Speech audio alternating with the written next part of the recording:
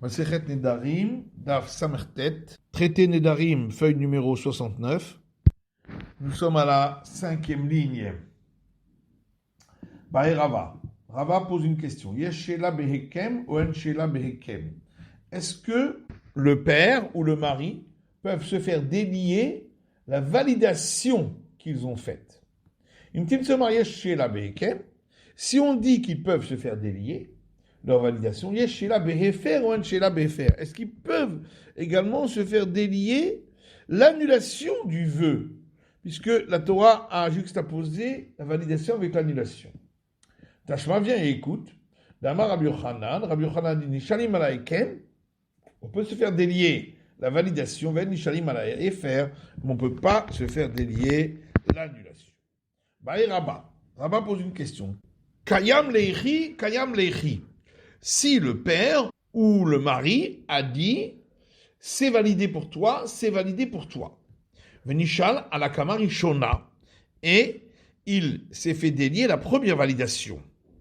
Mahou, qu'est-ce qu'il en est? Est-ce qu'on va dire de toute façon la deuxième validation, elle n'a aucune portée puisqu'il y avait déjà eu la première, donc il n'a pas besoin de se faire délier là-dessus?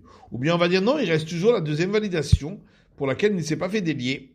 Tashma, viens et écoute, Rava dit, Imnishal al-Rishona, s'il s'est fait délier la première validation, Shnia hala alav, la seconde validation sera encore en cours. Bae Rabba. Rabba pose une question.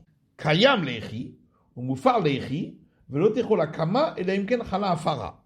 Si le mari ou le père a dit, c'est validé pour toi, et c'est annulé pour toi, et la validation ne sera valable que si l'annulation est valable. Mahou, qu'est-ce qu'il en est? Ça veut dire, la validation, c'est sûr qu'elle n'est pas valable, puisqu'elle ne serait valable que s'il y a annulation. Donc s'il y a annulation, c'est que ce n'est pas validé. Maintenant, qu'est-ce qu'il en est de l'annulation? Puisqu'il l'a prononcé après la validation, est-ce qu'on va dire qu'il faut, pour que cette annulation soit valable, qu'il ait d'abord eu validité de la validation ou pas? Tachema, la Gemara dit, viens, écoute une preuve, et plus tard des Rabbi Meir et Rabbi Yossé, de la discussion entre Rabbi Meir et Rabbi Yossé, dit-il, parce qu'il y a une Mishnah qui dit, Arezu temurat ola temurat shlamim.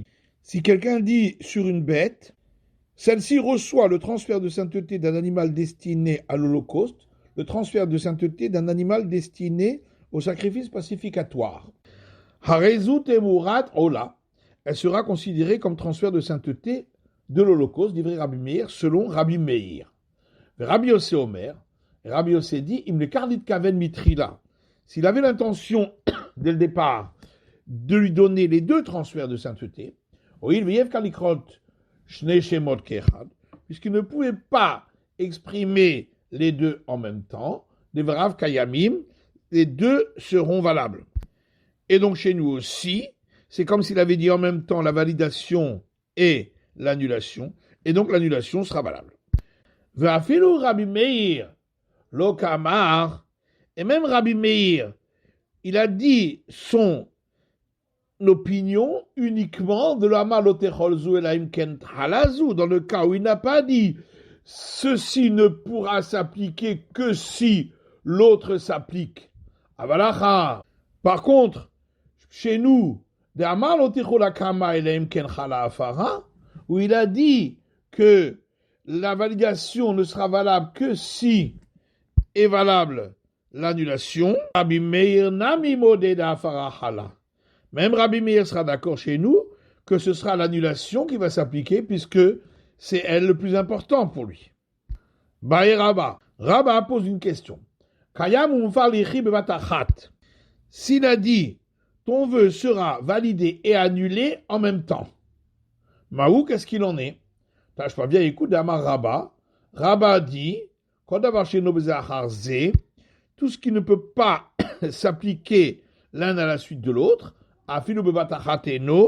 même s'il voulait les faire appliquer en même temps, ça ne s'appliquera pas. Et donc chez nous aussi, ni l'un ni l'autre ne pourra s'appliquer. C'est la fin de l'étude du Daf Samertet de la feuille numéro 69.